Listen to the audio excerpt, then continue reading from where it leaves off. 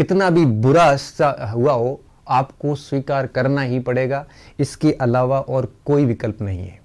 मैं हमेशा कहता हूं कि कंपटीशन बड़ा निर्दयी होता है, बड़ा क्रूर होता है, और जब कंपटीशन क्रूर होते हैं तो अब हम अगर निराशा की उस दुनिया में चले जाएंगे, हम उस अवसादग्रस्त होने की उस कोटि में चले जाएंगे, हम अगर टूट जाएंगे तो पोस्ट कोई और ले जाएगा। इसलिए हौसला रखना ज़रूरी है, मजबूत रहना इसलिए ज़रूरी है। अगर आप ये सोच रहे हो कि मैं पढ़ाई छोड़ दूंगा या छोड़ दूंगी, तो आप अगर पढ़ाई छोड़ दोगे तो नुकसान सिवाय आपके और किसी को नहीं है। अगर आपको सोच रहा है कि नहीं मैं सुसाइड कर लूंगी या सुसाइड कर लूंगा, तो वो भी नुकसान सिवाय आपके अलावा किसी को भी नहीं है। किसी को कोई दुनिया में फ़र्क नहीं पड़ता है।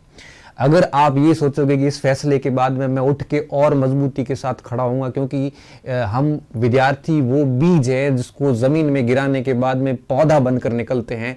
हम वो मृत पौधे नहीं है जिसको 1000 लीटर पानी भी पिला देना तो भी वो पौधा कभी विकसित नहीं हो सकता। हम ऐसे विद्यार्थी नहीं है, हम ऐसे विद्यार्थी हैं जिसको बीज बन के अगर ज़मीन पर गिरा भी दिया ना, तब हम एक वृक्ष बनकर ऊपर निकलने वाले विद्यार्थी हैं। तो अगर हम टूट गए तो उसका फायदा दूसरे लेते हैं, और हम है वो एक प्रकार से लॉस सिर्फ और सिर्फ हम लेते हैं।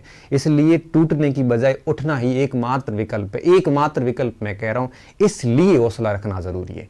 आपका सीधा सवाल यही होगा, क्योंकि अपने थंबनेल पर सीधा लिखा हुआ कि हौसला रख, तब आपका सीधा सवाल मेरे पास ये होगा कि सर हौसला कैसे रखें। मैं इसलिए कह रहा हूं कि हौसला इसलिए रखना ज़रूरी है कि आप अगर निराश होकर बैठेंगे तो नुकसान आपको है। आप अब फैसले का कितना भी विरोध कर लोगे ना, तो भी कोई चेंजेस नहीं होने वाले। फैसला यही रहेगा, और जो फैसला दे दिया गया है ना, जो बात आ गई है उसको स्वीकार करो और आगे बढ़ो। इसके अलावा हमारे पास कोई विकल्प नहीं है। उठना ही एक प्रकार से यूं कहिए कि ऑप्शन है हमारे पास में, पहली बात। दूसरी बात देखिए, मुझे पता है कि समस्या का स्तर क्या, मैं समझ सकता हूं आपके दर्द को, मैं भली भांति समझ सकता हूं, और आपके दर्द को वही समझ सकता है जो इस स्थितियों से गुजरा हुआ, और मैं बेहतरीन तरीके से आपकी इस बात को अच्छी तरीके से समझ सकता हूं।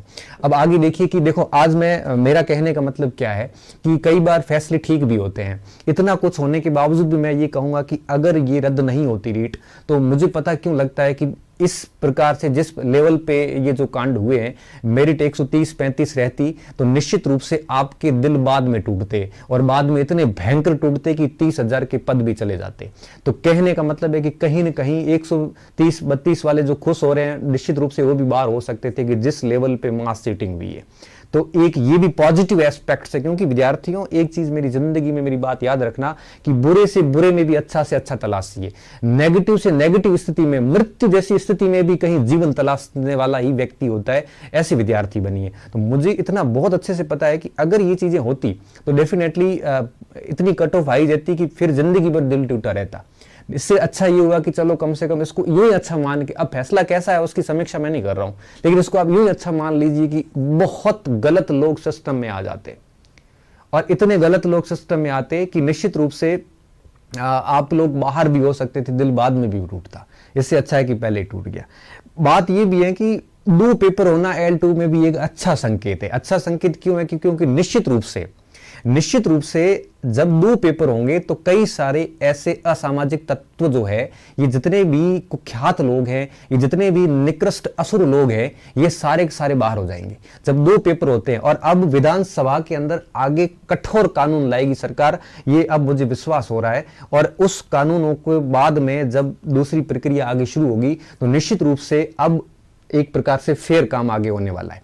और एक सबसे इंटरेस्टिंग बात देखिए कि जिस बच्चे ने गंभीरता के साथ और बड़ी मेहनत के साथ जो तैयारी करी थी, वो निश्चित रूप से जिसने मेहनत के साथ तैयारी करी थी, वो जो 130-35 नंबर मेहनत से लाया था, वो 4 महीने बाद भी जब परीक्षा होगी तो वो वापस उतने नंबर लेके आएगा। उसको इतना टेंशन भी नहीं करना है। क्यों? क्योंकि मुझे पता है दुख होता है, लेकिन दुखों का इलाज क्या है? अभी आप दुखी होंगे तो आपको हौसला देने वाला कौन है? अगर आप दुखी होकर बैठ जाओगे तो आपको उठाने वाला कौन है? अगर आप दुखी होकर बैठ जाओगे तो आपको जिताने वाला कौन है? अगर आप दुखी होकर बैठ जाओगे तो आपको पुनः खुश करने वाला कौन है? तो इसको कौन है का जवाब सिर्फ आप हो। आपको ही करना, भले आज समय खराब करो, चाहे आप समय को आगे से यूज करना शुरू करो। तो सबसे बेहतर यह है कि इसको थोड़ा ठीक मान लीजिए। इसके अलावा जिसकी मेहनत की थी। आप कह रहे हो ना कि हमारा समय खराब हो गया, हम बर्बाद हो गए, हम लुट गए, ये वो, मैं मानता हूं समय आपका पैसा गया, सारी चीजें गई है, वापस स्थितियां भी ऐसी नहीं आती है, लेकिन मैं एक चीज और बता देता हूं आपको कि आपका समय जरूर गया, लेकिन आपने जो ज्ञान अर्जित किया है वो ज्ञान कहीं नहीं गया है। आज वापस आप किताबें लेके बैठ जाओगे ना तो मेरे विद्यार्थियों 1 महीने के अंदर आपकी स्थिति वापस वैसी हो जाएगी कि आप बहुत बढ़िया वापस नंबर ला सकते हो। क्यों? क्योंकि कभी भी समय व्यर्थ होता है, समय जरूर जाता है, लेकिन नॉलेज कभी कहीं नहीं जाता। वो मस्तिष्क में ऐसा स्थान बनाता है कि वो आपको किसी न किसी दिन बेहतरीन पोस्ट पर आपको ले जाएगा और पूरी दुनिया को आप करके जवाब दोगे। मैं दावे के साथ कह सकता हूं कि जिसने ईमानदारी से मेहनत की है पिछले 3-4 साल, उनके लिए परीक्षा जरूर रद्द हुई है, लेकिन उन्होंने जो ज्ञान हासिल किया है ना वो कभी रद्द नहीं हो सकता। जो आपने चीजें सीखी है ना पिछले 3 साल में, वो चीजें ही आपको उस मुकाम पे ले जाएगी। उस रीढ़ के इस दर्द को भुनाने का काम वही ज्ञान करेगा। वही ज्ञान आपका एक प्रकार से ढाल बनेगा, वही ज्ञान आपको बेहतरीन जगह पे ले जाएगा। आप एक प्रकार से ये मान के चलिए कि समय गया है, ज्ञान पाया है, समय देके आपने ज्ञान अर्जित किया है, और यूं कहिए कि बाकी कोई ऑप्शन भी नहीं है हमारे पास में। इसके अलावा अगर मैं कुछ चीजें और देखता हूं, समय खो के ज्ञान पाया तो भी एक अच्छी बात है। ठीक है, अब आज मैं ये भी बात करने वाला हूं कि अब आगे हमें क्या करना है। ये पॉइंट भी मैं यहां पे आज उठाने वाला हूं, क्योंकि मैंने काफी पिछले 1-2 घंटे से मैं देख रहा हूं बच्चे बहुत परेशान हैं। अब आगे करना क्या है? अब देखो मैं विद्यार्थी, मैं बहुत ही सिंपल और बहुत ही मेरे समझ के आधार पर एक बात कहने वाला हूं आपसे। सबसे पहले आप ये समझिए कि आज जो रीट की घोषणा हुई उसमें L1 का तो कोई किस्सा है नहीं। L1 वालों के तो अब कोई पेपर होना नहीं है, और L1 के जो बच्चे हैं उनकी तो मेरिट बन के काम कर लेंगे। सरकार का ये मानना है कि L1 का पेपर आउट नहीं हुआ, तो L1 में तो जो कोई फर्जी अगर घुसेगा तो वो तो घुस गया। अब L1 वालों को तो सिर्फ अपनी नियुक्ति का इंतजार करना है। 15,000 पोस्टें अब हैं, और आगे की वैकेंसी जब क्लियर होगी तो उसमें 10-12 हज़ार और ले ली जाएंगे। ऐसे करके L1 वाला तो काम हो गया, उनको तब किसी एग्जाम की तैयारी का है नहीं कुछ। अब बात आती है L2 की। L2 के लिए इन्होंने 2 पेपर की बात की है।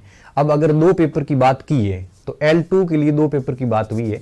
अब हो सकता है कि अभी तक कुछ क्लियरेंस नहीं है। 15 तारीख को कमेटी की रिपोर्ट आएगी, 15 तारीख को व्यास समिति बैठी है, 15 मार्च को कमेटी की रिपोर्ट आएगी, और 15 मार्च को सरकार तय करेगी कि आगे जो 62,000 की भर्ती इन्होंने कही है, -15,000 कर दो L1 वाले, इस भर्ती को किस पैटर्न से करवाना है इसके लिए और किस प्रकार से करवाना है, 15 मार्च को रिपोर्ट आएगी। तो 15 मार्च तक आगे कुछ होना नहीं है। 15 मार्च की रिपोर्ट के बाद में सरकार डिसीजन लेगी कि इसको करना कैसे है। फिर अगर बहुत सरकार फास्ट हुई तो आप मान के चलिए कि अप्रैल मई के आसपास ये वैकेंसी जारी करेंगे। 1 महीने फॉर्म भरवाएंगे, फिर 1 महीने बाद परीक्षा करते हैं, तो हो सकता है कि जुलाई में ये एक रीट पात्रता परीक्षा वापस करवा दे। अगर बहुत फास्ट होते हैं तो फिर वापस रिजल्ट निकलते निकलते सितंबर आ जाएगा। रिजल्ट निकलते निकलते सितंबर आना ही है, 20 लाख बच्चे बैठेंगे, उनकी कॉपी स्कैन करने में भी टाइम लगता है। जब वो सितंबर आ जाएगा तो सितंबर के बाद में वापस सेकंड पेपर के लिए उन्होंने विज्ञप्ति जारी करनी पड़ेगी। वापस सेकंड पेपर की विज्ञप्ति जारी करने के बाद में फिर उन बच्चों को 1 महीने फॉर्म भरवा के 2 महीने बाद एग्जाम करवाएंगे। ऐसे करके जनवरी फरवरी डेफिनेटली आता हुआ लग रहा है दूसरे पेपर को। हालांकि इन्होंने तो कहा अगस्त तक सब करवा देंगे, लेकिन सारी चीजें इतनी आसानी से मुझे नहीं लगता कि सारी चीजें हो पाएगी। तो जाते जाते यूं कहिए कि सरकार जनवरी तक महीना ले लेगी L2 की परीक्षा करवाने में। ठीक है, L1 का क्या पैटर्न है इसके बारे में अभी कुछ है नहीं, अब वो आएगा तभी कुछ पता चलेगा। ठीक है, L1 का तो अभी पहली भर्ती पैसे करवा देंगे, और दूसरी वैकेंसी में क्या करेंगे ये अभी तो कुछ भी नहीं कह सकते हम। ठीक है, अब आगे मैं यहाँ पे एक चीज और बता रहा हूँ यहाँ पे। अब आप इसको कुछ यूं समझिए कि अब आप सबसे बड़े भंवर में ये फंसे हुए हो कि सर अब हम फर्स्ट ग्रेड की करें कि सेकंड ग्रेड की करें कि थर्ड ग्रेड की करें। अब आपका मतलब दिमाग में सिर्फ एक ही चीज है कि करें किस चीज की। देखो मैं मेरा पर्सनल व्यू दे रहा हूं, अगर मैं आपकी जगह होता तो निश्चित रूप से यहाँ पे अभी जैसे सितंबर अक्टूबर के बाद में कुछ बच्चों ने सेकंड ग्रेड की प्रिपरेशन स्टार्ट कर दी थी, कुछ बच्चों ने फर्स्ट ग्रेड की प्रिपरेशन स्टार्ट कर दी थी, और कुछ बच्चे अभी तक सोच ही रहे थे किसकी करूं। अब कौन किसकी करेगा इसका तो मुझे नहीं पता, लेकिन आप अगर सेकंड ग्रेड की प्रिपरेशन कर रहे हैं या अगर आप फर्स्ट ग्रेड की प्रिपरेशन कर रहे हैं तो मेरी बात मानिए, आप इस प्रिपरेशन को जारी रखिए। इस रीट के चक्कर में वापस मत पड़ना। अगर किसी ने SST की तैयारी शुरू कर दी है तो आप बढ़िया तरीके से कीजिए, और मुझे पूर्ण विश्वास है, मुझे ऐसा लग रहा है कि जब तक आपके सेकंड ग्रेड का पेपर अक्टूबर नवंबर में हो जाएगा उसके बाद जाके रीट का पेपर होगा। ठीक है। तो इस रीट के चक्कर में आप सेकंड ग्रेड और फर्स्ट ग्रेड दोनों आपके हाथ से निकल जाएगी। तो सबसे बेहतरीन जो डिसीजन है वो आपके लिए यही होगा कि अगर आप लोग अभी से जो पहले से करते आ रहे उसको जारी रखिए। अब इस रीट के गम से आपको निकलना ही पड़ेगा, अन्यथा आपकी सीट कोई और ले जाएगा, आप उस गम में ही रहोगे। और सरकार जो है ये 23 के अंदर इनके चुनाव है, उससे पहले इन तीनों वैकेंसीज को कंप्लीट करेंगी। रीट को भी करेगी, फर्स्ट ग्रेड भी करेगी, सेकंड ग्रेड भी करेगी। चूंकि इतना सारा रायता फैला है तो सरकार निश्चित रूप से आगे स्ट्रिक्टली काम करेगी। और अगर स्ट्रिक्टली काम करेगी तो निश्चित रूप से सब फेयर लोग अंदर आएंगे, और फेयर लोग अंदर आएंगे तो निश्चित रूप से आप ऐसे समझिए कि तैयारी वाले सारे अंदर होंगे, तैयारी वाला कोई बच्चा बाहर नहीं हो सकता। अब बुरा बहुत हुआ लेकिन आगे अच्छा बहुत होने वाला है, आप उसको सोच के तैयारी शुरू कर दीजिए। अगर आप नहीं पढ़ोगे तो आप मान के चलिए कि आपने वास्तव में पिछले 4 साल बर्बाद कर दिए। अगर अभी आप पढ़ाई छोड़ दोगे इस फैसले के बाद तो आप ये मान के चलिए कि आप बिल्कुल सही सोच रहे हैं कि मैंने मेरा समय बर्बाद कर दिया, सब कुछ खत्म हो गया, बिल्कुल सही सोच रहे हैं। लेकिन अगर आप पुनः उठ लोगे, क्योंकि जिंदगी वही होती है कि हम पुनः उठ जाते हैं, अगर अपन पुनः वापस उठते हैं तो निश्चित रूप से मान के चलिए कि आपने कुछ भी नहीं खोया है, सिर्फ समय जरूर गया लेकिन आपने ज्ञान बहुत हासिल किया है, और वही ज्ञान आपको आगे सेकंड ग्रेड फर्स्ट ग्रेड जो है वो बनाएगा। इसलिए कह रहा हूं कि अभी आप बैठ गए तो पिछले 4 साल की मेहनत पूरी पानी में मिल जाएगी। लेकिन आपको बैठना नहीं है, आपको you have to be strong, आपको मेहनत करनी ही पड़ेगी, और विकल्प हमारे पास कुछ भी नहीं है। तो बेहतर ये है कि आगे का जो 1-1.5 साल की जो अब आगे 1 साल का जो मैटर है, इसमें तीनों परीक्षाएं पूरी होगी, और तीनों परीक्षाओं में से कोई एक परीक्षा चुनो और आप उसकी तैयारी वापस शुरू कर दो। L2 का क्या मैटर है? L2 में जो पहला तो रीट का पेपर होगा, उसको ये कैसे करेंगे, क्वालिफाइंग करेंगे, उसमें कुछ वेटेज रखेंगे कि नहीं रखेंगे ये अभी कुछ क्लियर नहीं है, सरकार का कुछ फैसला आएगा तभी होगा। और उसके बाद में जो सेकंड पेपर होगा वो डेफिनेटली मान के चलिए कि 80% या उससे ज्यादा उसका वेटेज होगा। और सेकंड पेपर में 10वीं तक की सामाजिक, साइकोलॉजी और यही सारी चीजें होती है। जो भी बच्चे सेकंड ग्रेड के हैं एसएसटी विषय के, उनको तो एसएसटी पे ध्यान देना चाहिए, क्योंकि एसएसटी का सिलेबस पूरे रीट को कवर करता है। तो एसएसटी वालों को, अगर एसएसटी का कोई बच्चा तैयारी कर रहा है और वो छोड़ के रीट में जा रहा है तो उसकी सबसे बड़ी मूर्खता है ये। क्यों? क्योंकि एसएसटी की तैयारी करने भर से रीट में सिलेक्शन तो यूं ही हो जाएगा। वैसे भी एसएसटी की रीट बाद में होगा 2-3 महीने, ये सबसे बड़ी बात है। और दूसरी बात, जो फर्स्ट ग्रेड के स्टूडेंट है उन्होंने अच्छी तैयारी कर रखी है, तो मुझे आरपीएससी का ऐसा कुछ लग रहा है कि अगस्त के अंदर फर्स्ट ग्रेड करवाने के पूरे चांसेस है। तो अगस्त में आप फर्स्ट ग्रेड आराम से दे दो, उसके बाद में आपको 3-4 महीने रीट के मिल जाएंगे, और फर्स्ट ग्रेड का पेपर अच्छा होगा तो रीट से वैसे जन छूट जाएगी। अगर पेपर अच्छा नहीं होता है तो आप है वो आगे रीट पे भी आपको 3-4 महीने का टाइम मिल जाएगा। अगर आप रीट की तरफ अभी चले जाओगे तो आपको फर्स्ट ग्रेड और सेकंड ग्रेड तो कंप्लीटली भुला दो आप। तो आगे पीछे अगर 4-5 महीने 6 महीने अगर आपने जो भी तैयारी 3-4 महीने की है वो पूरी व्यर्थ हो जाएगी। इससे बेहतर ये है कि अभी आप जिस परीक्षा की तैयारी कर रहे हो, फर्स्ट ग्रेड की या सेकंड ग्रेड की, मेरा मानिए आप इससे भ्रमित मत होना, आप चलते रहना इसी प्रिपरेशन पे, क्योंकि रीट टाइम लेगी, इतना आसानी से नहीं होगा जितना इन लोगों ने कहा है। और मैं मान के चल रहा हूं कि रीट अगर जुलाई अगस्त तक गई तो तब तक फर्स्ट ग्रेड का तो एग्जाम भी हो जाएगा। तो फर्स्ट ग्रेड के स्टूडेंट को तो बिल्कुल रीट की तरफ ध्यान नहीं देना चाहिए, रीट करके उसके बाद में दूसरी तरफ देखना चाहिए। और जो सेकंड ग्रेड की प्रिपरेशन कर रहा है उसको बढ़िया तरीके से सेकंड ग्रेड की करनी चाहिए, क्योंकि सेकंड ग्रेड की अगर तैयारी कर ली तो उसके बाद में महज 15 या 20 दिन भी आप टाइम दोगे ना तो भी रीट को आप बढ़िया कर लोगे।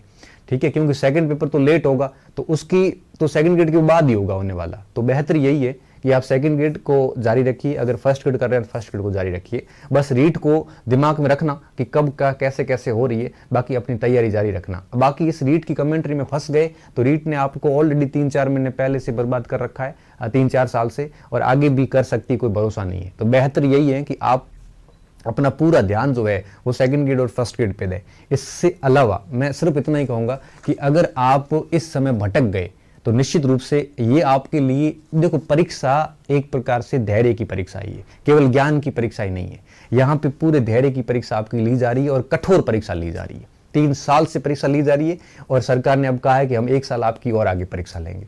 अब इस परीक्षा में वही व्यक्ति, वही बच्चा सेलेक्ट होगा जो आपके ज्ञान के साथ साथ में धैर्य की परीक्षा को भी पास कर लेना। मैं आपको दावे के साथ कह सकता हूं आज हजारों बच्चे ऐसे होंगे जिन्होंने एक प्रकार से इतने टूट गए हैं कि कई सारे बच्चे तैयारियां छोड़ देंगे, वो सीधे कंपटीशन से बाहर हो गए। कई बच्चे ऐसे होंगे जो सेकंड ग्रेड की तैयारी कर रहे थे, अब वापस रीट की तरफ आएंगे। कई सारे बच्चे ऐसे बाहर हो जाएंगे। कई सारे बच्चे ऐसे होंगे जो फर्स्ट ग्रेड की कर रहे थे, अब रीट की तरफ आ जाएंगे, वैसे बच्चे भी बाहर हो जाएंगे। ऐसे करते करते कई सारे बच्चे अपने गम में डूब जाएंगे, जैसे सिर्फ उसके लिए परीक्षा रद्द हुई है। देखिए 20 लाख बच्चों के लिए रद्द हुई है। यहाँ पे खुश होने वाले जो लोग हैं वो भी है और बुरा फील करने वाले लोग भी हैं। तो कहने का मेरा साफ मतलब है यहाँ पे कि आप अगर परेशान होंगे तो इसका आपके अलावा किसी पर कोई फर्क नहीं पड़ता।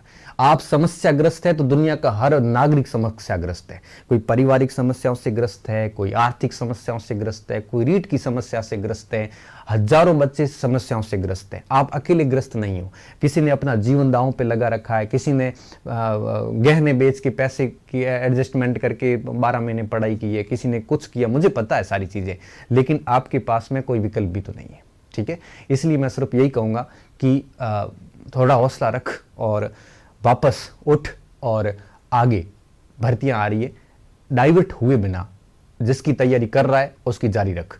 और अगर आपने किसी की शुरू नहीं की है तो फिर रीट है ही और कोई ऑप्शन नहीं है। लेकिन अगर आप सेकंड ग्रेड और फर्स्ट ग्रेड की कुछ कर चुके हो तो आप निश्चित रूप से वापस मत मुड़ना और कंटिन्यू करते रहना। ये मैं सिर्फ इतनी बात ही कहूंगा, इससे ज्यादा मेरे पास आज कहने के लिए कुछ भी नहीं है। क्यों? क्योंकि मुझे पता है कि ऐसी विपरीत हालात में व्यक्ति को कुछ भी अच्छा नहीं लगता है। ठीक है, तो ये निश्चित रूप से ये चीजें अच्छी नहीं लगती आपको, लेकिन एक शिक्षक होने के नाते आपको अच्छी नहीं भी लगती है ना तो भी मुझे बतानी पड़ेगी। हो सकता है 2-4 दिन बाद आप मेरा ये वीडियो देख के फिर आपको ठीक लगे, आज भली मत लगे। ठीक है, तो ये बात है। तो अगर आपके पास अब 2 ही विकल्प हैं, या तो आप निराश होके, रोध होके, टेंशन, हताश, उदास होके, टूट के बैठ जाओ, तैयारी छोड़ दो। ऐसा करने से सिवाय आपके और आपके परिवार के किसी को नुकसान नहीं होगा। दूसरा विकल्प ये है कि वही बात की वापस एक बार ताकत से उठें। और वो मैं कई बार कहता भी हूं कि ज़मीर जिंदा रख, कबीर जिंदा रख, बन भी जाए सुल्तान तो भी दिल का फकीर जिंदा रख, हौसलों के तरकस में वो कोशिश का आखिरी तीर जिंदा रख, जीवन में हार भी जाए सब कुछ फिर भी जीतने की उम्मीद जिंदा रख। मैं हर बार ये कहता हूं क्योंकि कई बार मां सरस्वती समय जरूर लेती है लेकिन रिजल्ट उससे उसका बड़ा देती है। तैयारी रीट की थी और लेक्चर बन के निकलेंगे, मैं आपको ये और कह देता हूं। इस तैयारी से आपको लॉस नहीं होगा। मैं आज मेरी बात को आप नोट कर लेना कि आपने ईमानदारी से जो 3 साल तैयारी की थी, ये 3 साल की तैयारी आपको गेजेटेड अधिकारी बनाएगी। अगर आप अभी टूट के बैठोगे नहीं तो, बशर्ते आप मेहनत को अभी वापस दुगनी गति से स्टार्ट करोगे तो आपकी जगह जो है वो किसी राजपत्र में होगी। और अगर कहीं बैठ गए तो आप इस कंपटीशन की निर्दयी दुनिया से बाहर हो जाओगे। बस यही मोटो, यही बात ध्यान में रखना कि अब आप अपने इस फैसले को किस प्रकार से सिद्ध करते हो। अगर आप ये सोच रहे हो कि रीट में कंपटीशन कम है, मैं रीट की तरफ चला जाऊंगा, तो आप बहुत गलत सोच रहे हो। किसी भी परीक्षा में कंपटीशन कम नहीं होता। अगर आप ये सोचकर रीट की तरफ जा रहे हो कि वहां पोस्ट ज्यादा है, तो लास्ट में सब्जेक्ट तक आते आते पोस्ट उतनी ही बचती है जितनी फर्स्ट ग्रेड और सेकंड ग्रेड में होती है। अगर आप ये सोच रहे हो, सोचकर रीट की तरफ आ रहे हो कि उसका ग्रेड कम है तो उसमें आसानी से होता है, बहुत गलत सोच रहे हो आप। इवन जैसे जैसे भर्तियों के ऊपर की पोस्ट की तरफ जाते हैं वैसे वैसे कंपटीशन भी कम हो जाता है और ये घोटाले भी कम होते हैं। मैं ये नहीं कह रहा हूं पूर्ण रूप से सब कुछ साफ होता है, नहीं होता, लेकिन बहुत कम हो जाता है। वहां पे बहुत योग्य लोग अंदर आते हैं। तो आपने अपना 100% दे दिया और आगे मैं कहूंगा कि 1 साल और 100% दे दो। निश्चित रूप से आप उस जगह होंगे जिस स्तर की आपने तैयारी की है। आपने जिस स्तर की मेहनत की आप उस स्थान पे होंगे। बस 1 साल अपना 100% और दे दो। ये सोच के दो कि 3 साल और मेहनत कर ली, आगे और मेहनत करेंगे। बाकी अगर आप ऐसे रोज धो के बैठ गए कि मेरे पैसे चले गए, मेरा वो हो गया, मैं वहाँ हो गया, ये हो गया, आपके इन आंसुओं को कोई सुनने और समझने वाला नहीं है। रो के बैठोगे तो बैठ जाओ भली। इस दुनिया में वही लड़ता है, वही टिकता है, वही आगे बढ़ता है जो लड़ सकता है, परिस्थितियों से लड़ सकता है, समय से लड़ सकता है। वो वही आगे बढ़ेगा जो एक प्रकार से खुद से लड़ सकता है। संयम रखना पड़ता है। संयम स्वयं से किया जाने वाला युद्ध होता है, करना पड़ेगा, कोई ऑप्शन नहीं आपके पास में। तो थोड़े मजबूत बनिए और मेहनत कीजिए। और मैं तो सिर्फ इतना ही कहूँगा कि चीज़ें हर बार हमारे पक्ष में नहीं होती है, लेकिन हमें उसको अपने पक्ष में करने के लिए उस स्तर की मेहनत करनी पड़ती है कि चीज़ें हमारे पक्ष में आ जाए। तो नीचे बैठने भर से चीज़ें अपने हाथ में नहीं होगी। चीज़ें हाथ में तभी आएगी जब आप 100% डेडिकेशन के साथ में, और मैं कहता हूं मंजिल तक वही पहुंचता है जो लास्ट तक अपनी यात्रा को बनाए रखता है। आप ये समझिए कि अभी तक आपकी यात्रा पूरी नहीं हुई है, आप अपनी यात्रा के राही है और बैठना नहीं है, कंटिन्यू चलते जाइए। और 1 साल जिंदगी का और दे दीजिए, और कोई विकल्प नहीं। 1 साल नहीं हुआ तो 6 महीने की बात है, अब तो 6 महीने की बात है, और दे दीजिए। अब मैं आगे एक बार फिर लाइव आऊँगा जब सरकार की तरफ से 15 मार्च को जो कमेटी की रिपोर्ट आएगी, और उसके बाद में जब सारी प्रोसेस क्लियर होगी, उसके बाद में मैं आपको 15 मार्च को लाइव आऊँगा। तब तक आप अपनी सेकंड ग्रेड या फर्स्ट ग्रेड की तैयारी जो चल रही है उसको दबा के जारी रखना, अदरवाइज आप वास्तव में एक प्रकार से हार जाओगे। हिम्मत रखना थोड़ी, हम राजस्थान के लोग हैं, और हिम्मत रखोगे तो ही सारी चीज़ें आपके पक्ष में आएगी, अन्यथा हम है वो बिना लड़े ही बाहर हो जाएंगे और ज़िंदगी भर आपको पश्चाताप होगा। विद्यार्थियों, मृत्यु 2 प्रकार की होती है, एक तो अचानक आ जाती है, और एक ऐसी मृत्यु होती है जो हमेशा मारती है। अचानक आती वो अच्छी मृत्यु है, और हमेशा जो मारती वो मृत्यु होती जिसे हम कहते हैं इंग्लिश में रिग्रेशन, और हिंदी में कहते हैं पश्चाताप। अगर आप अभी तैयारी छोड़ दोगे तो आगे आपको डेली पश्चाताप होगा।